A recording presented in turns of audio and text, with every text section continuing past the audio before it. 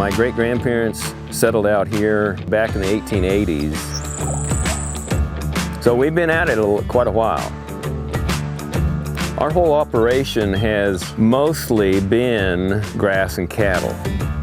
And we have a really diverse wildlife population out here. There's white-tailed deer, mule deer, pronghorn antelope, and in addition to the native songbirds, prairie chickens are doing pretty good out in here actually. The lesser prairie chicken only occupies about 16% of its historic range, due primarily to conversion to tillage agriculture and urbanization. But we're finding that Conservation Reserve Program grasslands are just perfect for prairie chickens.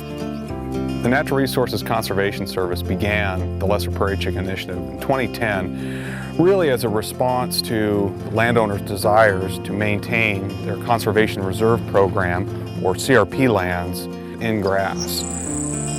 Installing a perimeter fence for livestock grazing is often cost prohibitive. One of the advantages of Lesser Prairie Chicken Initiative is we do offer financial assistance to help install a perimeter fence.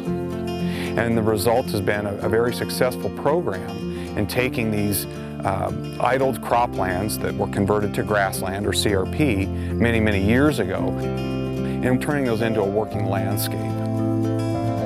I'm not really a lazy guy, but I don't like I don't like farming for 12 hours a day or the expense of doing it. I got a lot of friends and neighbors that are farmers, and that's great if it works for them.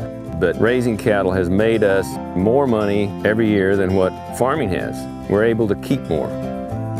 When we put this into CRP 10 years ago, I told them my intention was, when it comes out, to utilize it for grazing. I mean, there's big blue stem, little blue stem, switchgrass, buffalo grass, western wheatgrass. It's just a nice mix. It has a deep enough root structure and it can take it when there's a drought. When you do get the rains and it doesn't run off, the ground soaks it up. And I think that's why we're in such good shape right now after all these years of drought. This landscape was driven by fire and bison. And so if we're managing the lands to mimic those patterns that happen historically, grazing, when done right, is one of the best fits for this landscape. Everything seems to benefit from the native grass, much more so than farm ground. I mean, you don't see much trying to live out in the farm ground. I like to envision what it might have been like 150 years ago, and this is kind of close to what it would have been. I'm 100% committed. I'm not going to tear this out.